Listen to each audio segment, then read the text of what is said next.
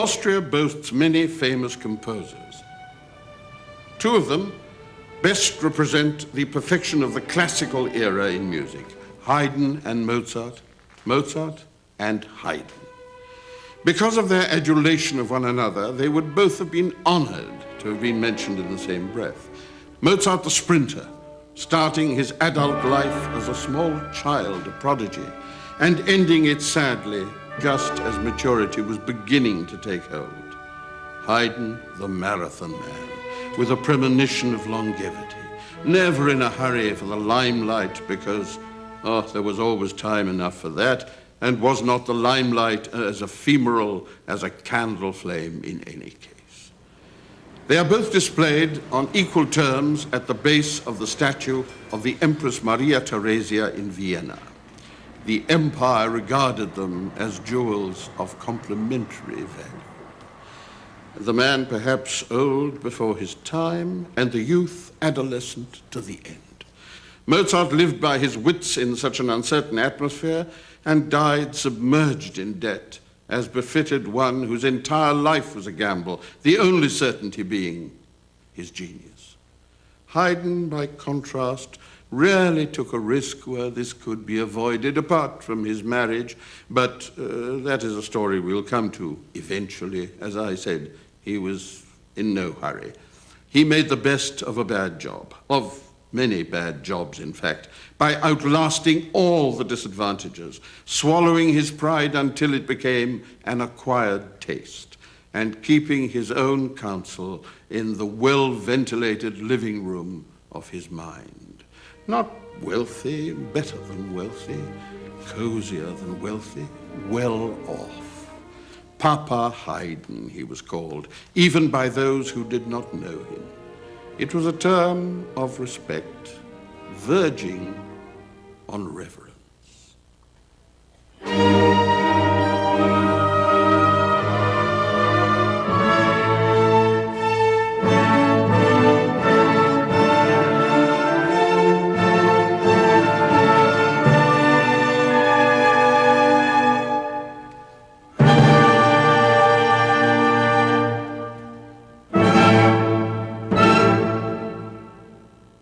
It is a sterile critical sport to try to define the undefinable or to list composers in order of achievement.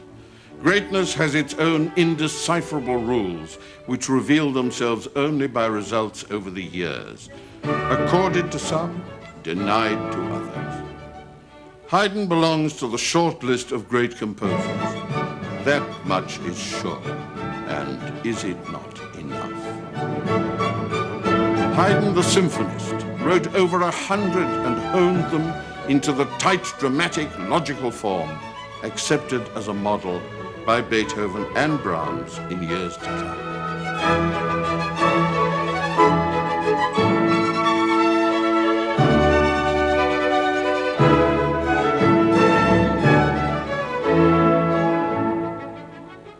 Haydn, the composer of chamber music.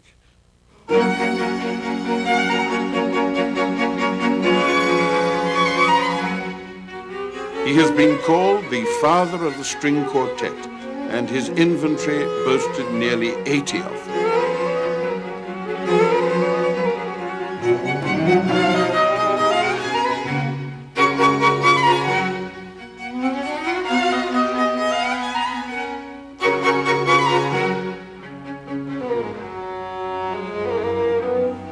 Haydn, the composer for solo instruments.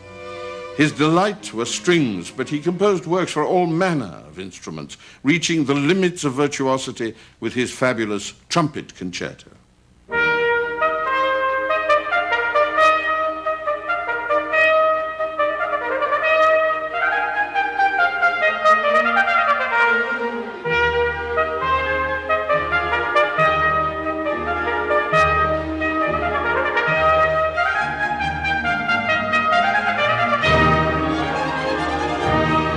Haydn, the humanist.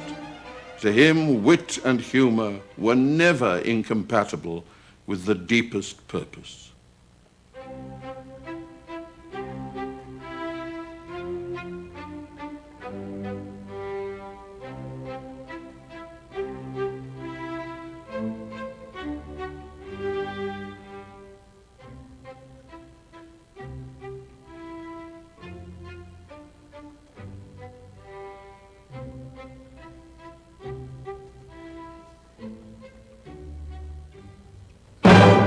Mahoney.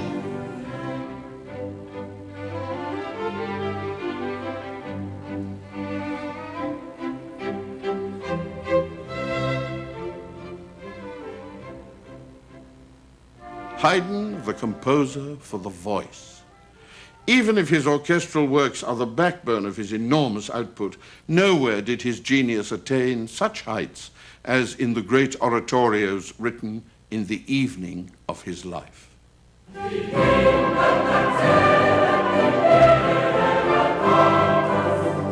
In The Creation, Haydn proclaims his own profound belief.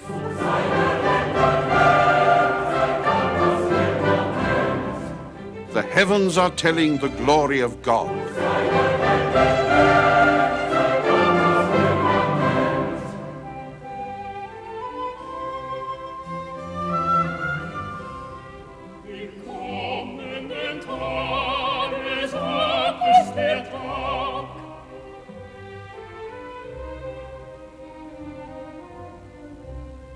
Die Nacht, die verschwand, der folgenden Nacht, die Nacht, die verschwand, der folgenden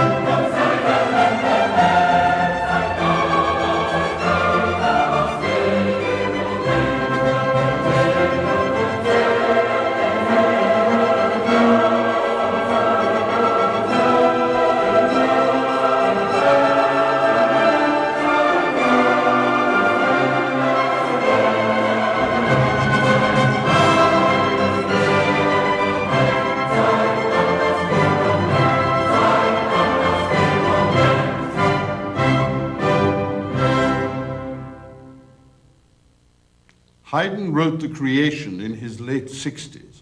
What God managed in 7 days, Haydn reflected in just under 2 hours, imbued with monumental vision and the requisite childlike innocence before the emerging wonders of the universe.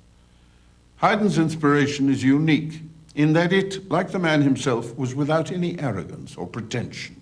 He was curiously unsentimental and avowedly pragmatic, never having commissioned a portrait of himself, for instance. All I require, he used to say, is a carefree old age, a comfortable life, 4 meals a day, 4, a glass of good wine. He added grace and wit to all he did, and now, 200 years after his death, the places he worked in, the houses in which he lived, and his tomb have become places of pilgrimage for all lovers of music.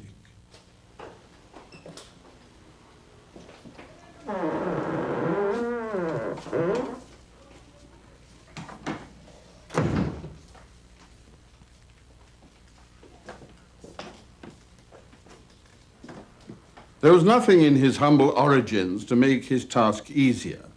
His birthplace, although rebuilt later, preserves the flavor of his childhood. Nowadays, only tourist coaches stop in Rohrau, a small village where Haydn was born in 1732. It is 30 miles east of Vienna. Young Haydn, the second of 12 children born to a master wheelwright and his wife, never went hungry as a child, although his father found it pretty hard to make ends meet. Theirs was a sober and sensible home in which industry and simplicity were much appreciated. The master wheelwright couldn't read a note of music, but going on the assumption that the best things in life are free, he enjoyed playing the harp by ear and singing, encouraging his second child to join in with his unbroken voice of extraordinary clarity. Since Rohrau is situated only about 12 miles from what is today Slovakia, and Hungary is just as close, it follows that music of various ethnic origins was heard as the peasantry worked in the fields. And these diverse strands entered young Haydn's consciousness to surface repeatedly in his music throughout his long life.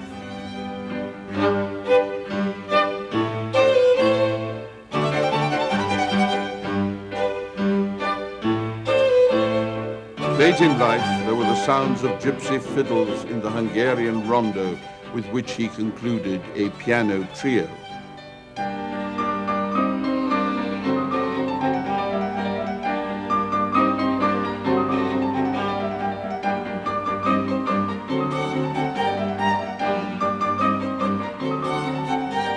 And there is surely the rhythm of folk dancing in the finale of the piano concerto composed when he was in his 50s.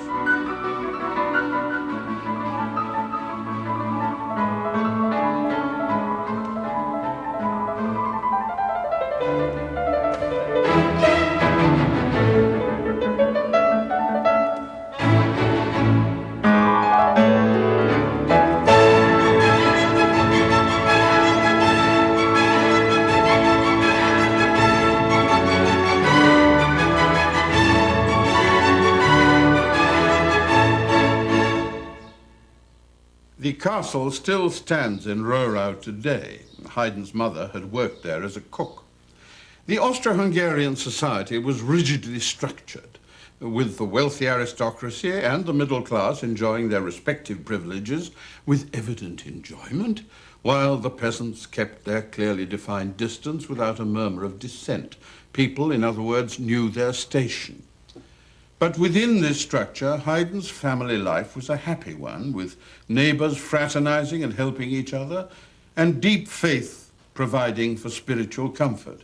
Haydn's father erected a votive statue outside the parish church here, and the son remembered to make provision for its upkeep in his will.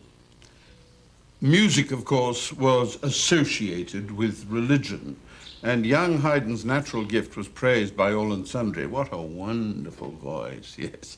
What a sense of rhythm here. Oh, what a musical ear. A visiting relative went as far as to suggest that young Haydn should move to the town of Hainburg towards Slovakia, where he could receive a musical education. The parents were enthusiastic. A musical education. What a wonderful stepping stone to a career in the church. But he was only 6 years old, didn't seem to be an obstacle. Haydn later said that he learnt many things in Hainburg, including reading and writing, catechism, of course, and almost all string and wind instruments, as well as the timpani. But, he added, in the process I received more thrashings than food. It was evidently not the way to convince the boy that he had a religious vocation. It was not long before his voice was discovered by the master of the famous Vienna boys' choir, Herr Reuter, who offered Joseph room, board, education, and the exciting prospect of singing in St. Stephen's Cathedral, the greatest church in Austria. "We need new blood," pleaded Reuter. Well, his offer was accepted joyfully by Haydn's family. Little did they know that their son Joseph would never come home again. Reuter promised much more than he intended to deliver. He was not only extremely distinguished, but mean and lazy as well. The choir boys of St. Stephen's were inadequately fed, and their studies were neglected. He assigned older boys to teach the newcomers, resulting in less than adequate instruction, with the all-important subjects of theory and composition disregarded entirely. "I never had a proper teacher," Haydn used to say. "All I learnt was through attentive observation." He tried his hand at writing vocal music in 12 parts before he had learned the art of writing it in 2 parts. "I composed works that no instrument or throat could execute," he used to say with ironic satisfaction. The earliest work of his that survives is the Missa Brevis. As far as food was concerned, Joseph soon discovered that the only decent meals were served at outside functions, and from that moment on he maneuvered to be assigned to every wedding, funeral, and social event in Vienna. That was not hard to arrange, since his voice was exceptional. The boy treble Joseph Haydn was in demand. Well, this happy state of affairs lasted for a few years, but there was no way of changing the course of nature. Haydn was growing older, so was his voice. Oh, those uncontrollable yodels infiltrating the crystalline treble voice at the least expected moments. Even the Empress Maria Theresia began to take notice. "Do I have to listen to those squeaks?" she grumbled. "This boy doesn't sing, he croaks. Change him!" Well, how about his younger brother, Your Majesty? He too is talented. And so the solo roles were given to Michael Haydn, who had just joined the boys' choir shortly before. Reuter hastened to save his valuable young singer from the disgrace of sudden rejection. After all, there was still money to be made for all concerned. Castrati singers were in great demand. How about a small operation? "I humbly request permission to turn your son Joseph into a permanent soprano." Haydn's father rushed to Vienna in dismay. Whew, how relieved he was to find his son intact. With his boyish voice gone forever, Haydn was of no more use to Reuter. And when young Joseph couldn't resist the temptation of chopping off the pigtail of another chorister sitting in front of him, Reuter used this childish prank as an excuse to expel him. Into the streets of Vienna without a penny in his pocket, and without the kind of education which could have secured him a livelihood. The years of hardship had begun.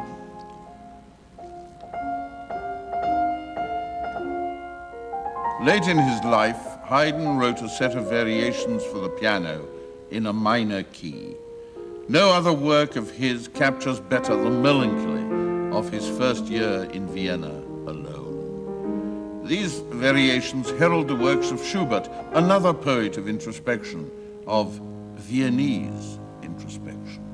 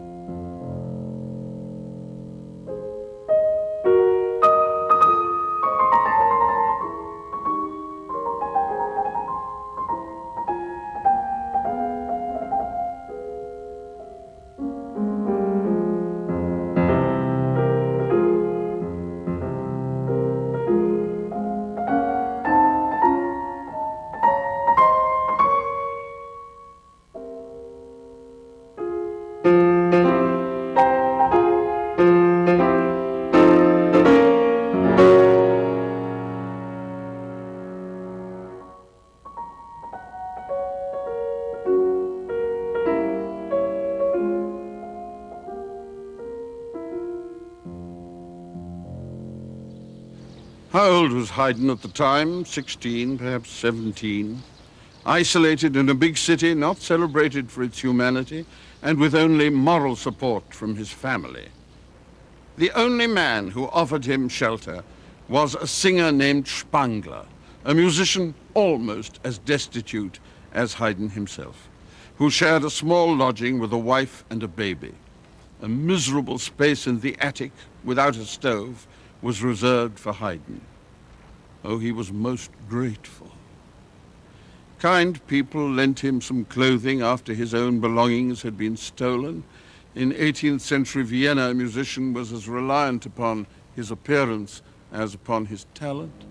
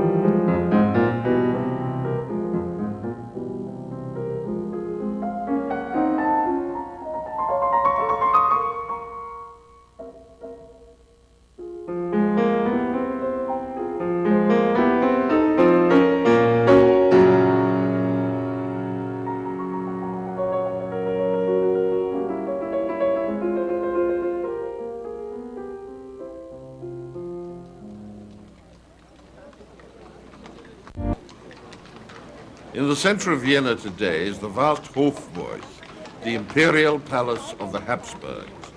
Opposite it, by the coal market, standing as it did in Haydn's day, the Baroque St. Michael's Church. And beside the church, the so-called Michael House, now one of the many Haydn shrines in Austria. It was here that his fortunes changed.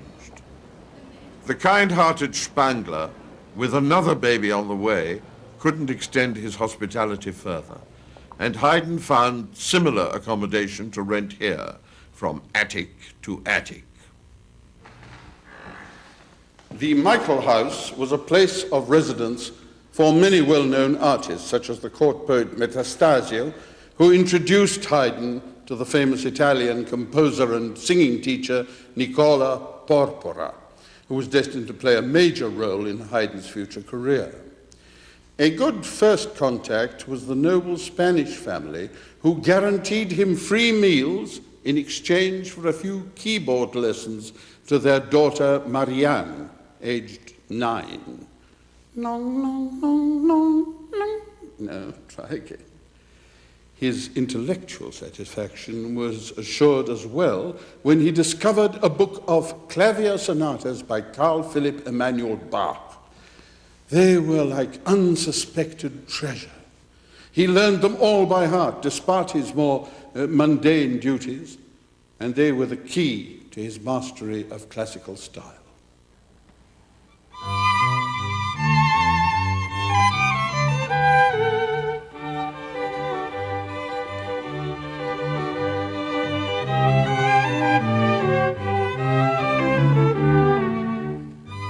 Meanwhile, his physical survival was as important to his well-being as ever, and he secured it by joining a group of string players who were for hire, serenading under balconies, in the pay of optimistic seducers who could afford such luxuries.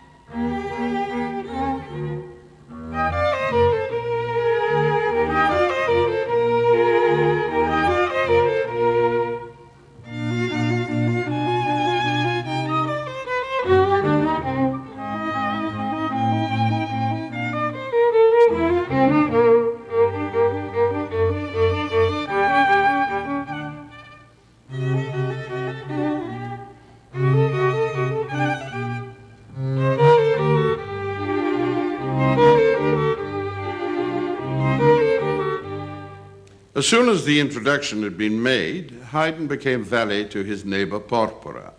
This singing teacher was a hot-tempered man and a composer of note. Haydn was only too happy to clean Porpora's shoes in exchange for learning the basics of composition and the more robust elements of the Italian language. And soon Porpora took him along to soirees in the homes of local noblemen, where Haydn accompanied his master on the keyboard and started to make a small name for himself. In Weinzierl Castle in Lower Austria, his host, Baron Fürnberg, had a problem. My dear Haydn, he confided, as you know, the fashion is for friends of a certain class to play duets or trios.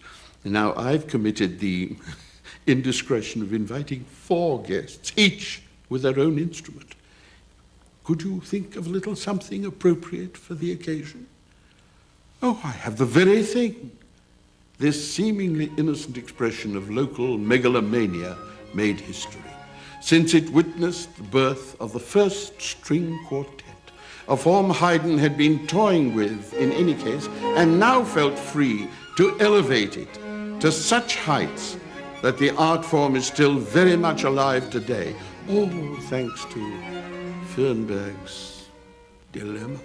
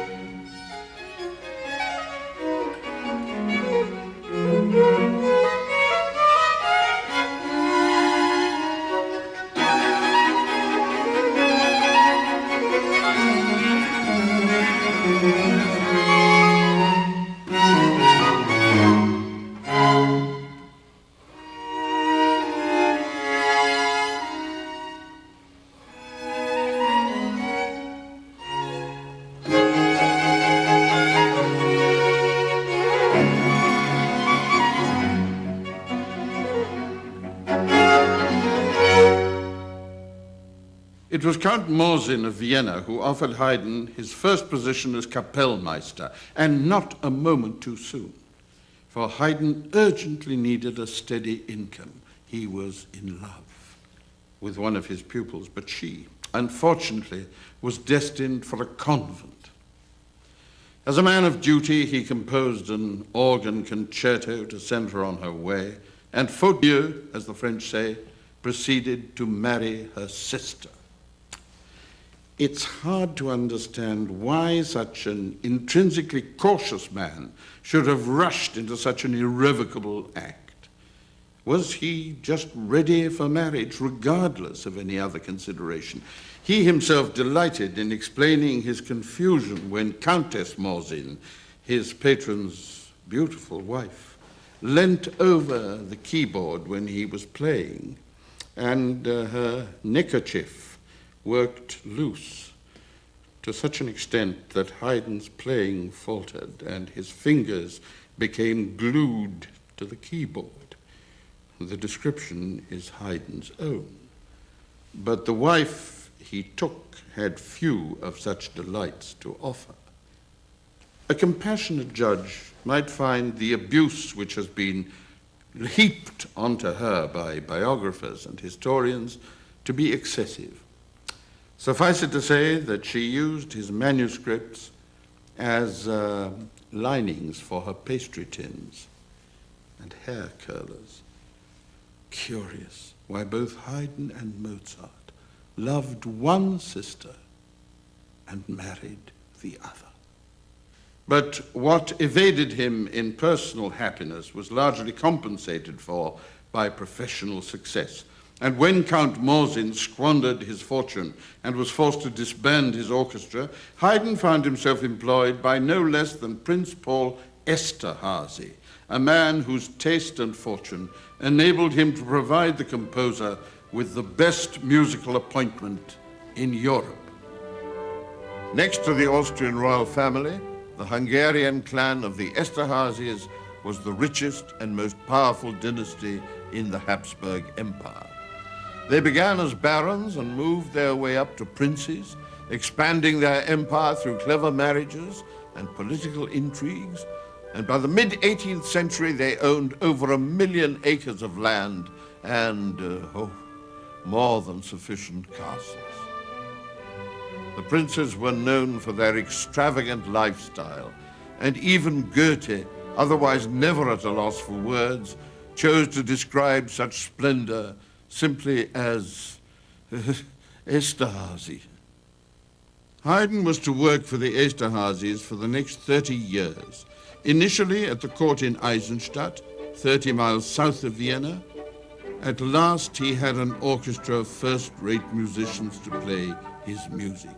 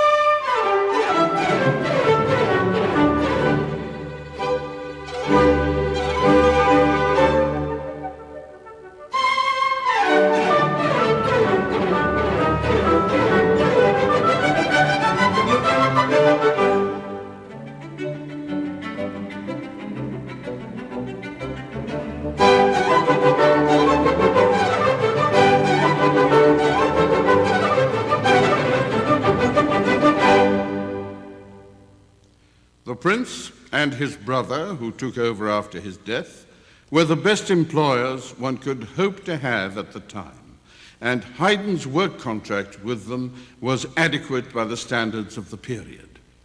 But from our perspective, it would seem that Haydn did the job of 4 men for the salary of 1. The contract specified that Haydn was to be at the prince's disposal morning, noon, and night, and never travel without permission. Each day at noon, he would receive the prince's musical list of requests, and by the evening, he was to be prepared to perform the selected works. He would regularly compose new works of music for all existing ensembles, and all his new compositions would become the sole property of the prince. He would train the orchestra and the singers, administer the opera house, conduct all performances from the harpsichord. He would tune the instruments and see to it that the attire of the musicians would include white silk stockings, white linen, that they be powdered either with pigtails or hair bags, but otherwise to be of identical appearance. He was expected to conduct himself in an exemplary fashion before the orchestra, abstaining from undue familiarity with them, from eating or drinking with them, or from other intercourse with them. And this is a contract of which every other musician in Austria was jealous. And when, after 2 years, Prince Paul died and was succeeded by his young brother Nicholas, Haydn's duties became even more onerous, for his new master was himself a musician.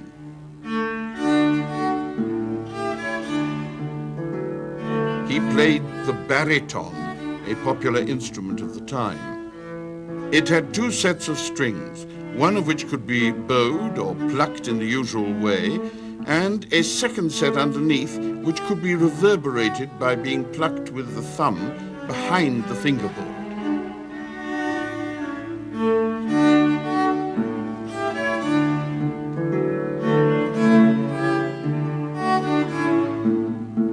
On the orders of his master, Haydn composed no less than 175 works for this curious instrument. Soon, Prince Nicholas decided to build the fabulous palace.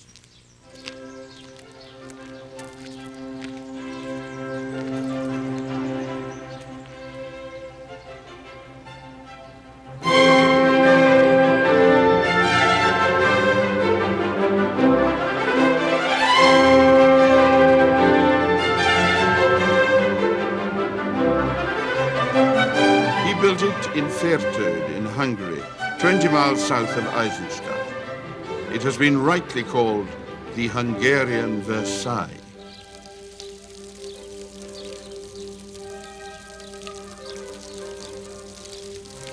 The palace has survived world wars and changing political regimes, and it has in recent years been restored to much of its glory.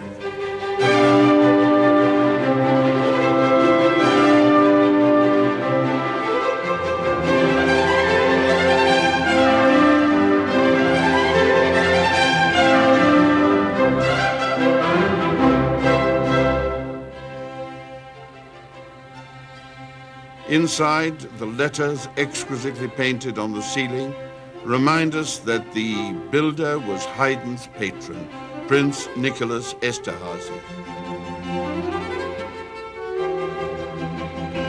And many of the mere 126 rooms are painted and gilded and furnished the way they were when Haydn walked these corridors 200 years ago.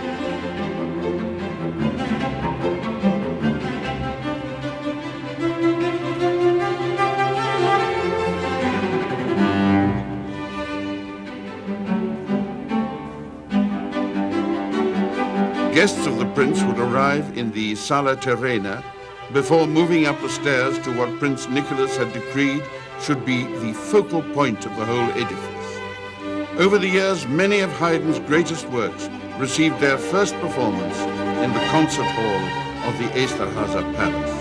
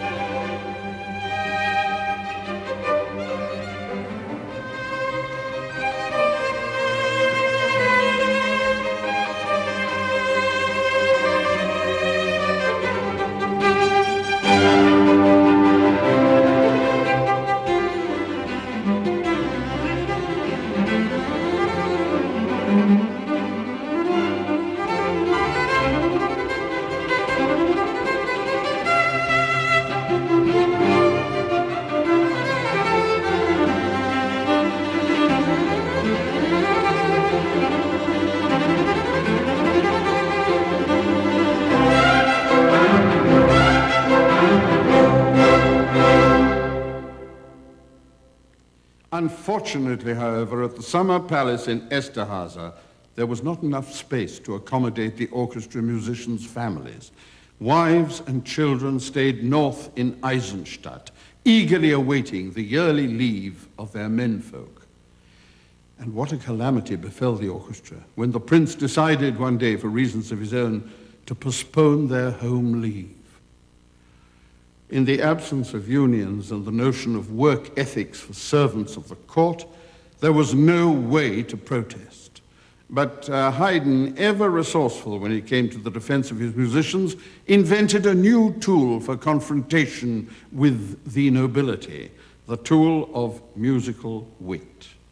He presented a new symphony. The last movement started presto.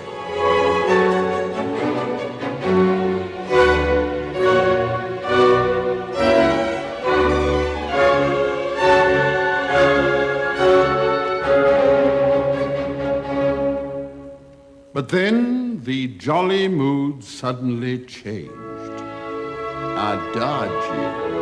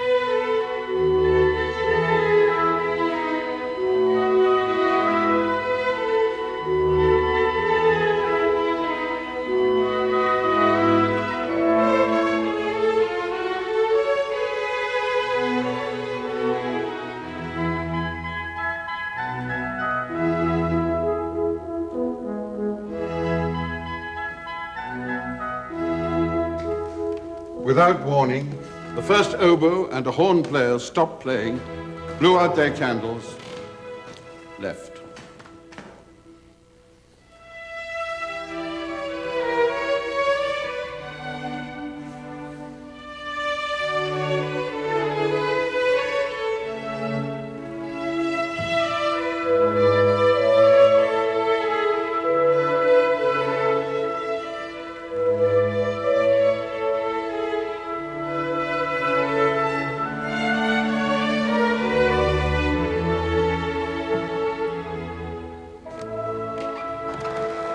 "11 bars later, the bassoonist promptly walked away.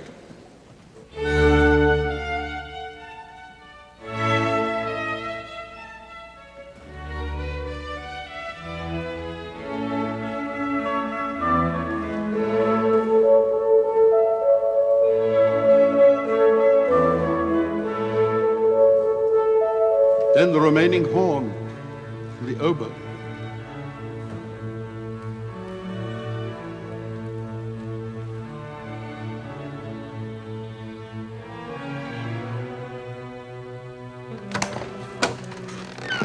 Several bars after that, the cellist and the double bass followed them. Then even the violins started to move off.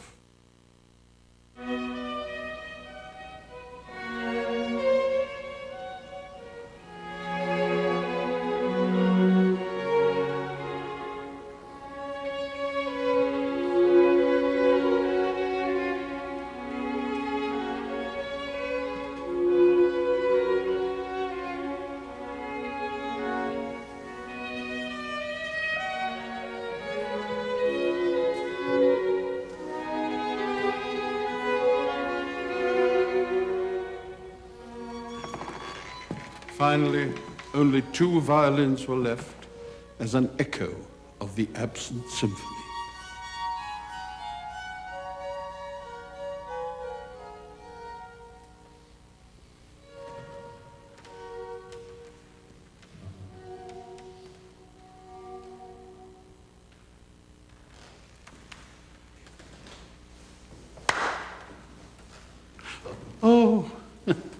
I see what you mean, said the prince at long last. You're dropping a hint, are you not? Correct me if I'm wrong, but I suspect that the musicians want to see their families. Of course. How foolish of me. They can pack up tomorrow. Very foolish of me. Haydn put his career on the line with the Farewell Symphony in 1772. But he was to stay at Esterházy for another 20 years, never needing to drop a hint quite as broad again.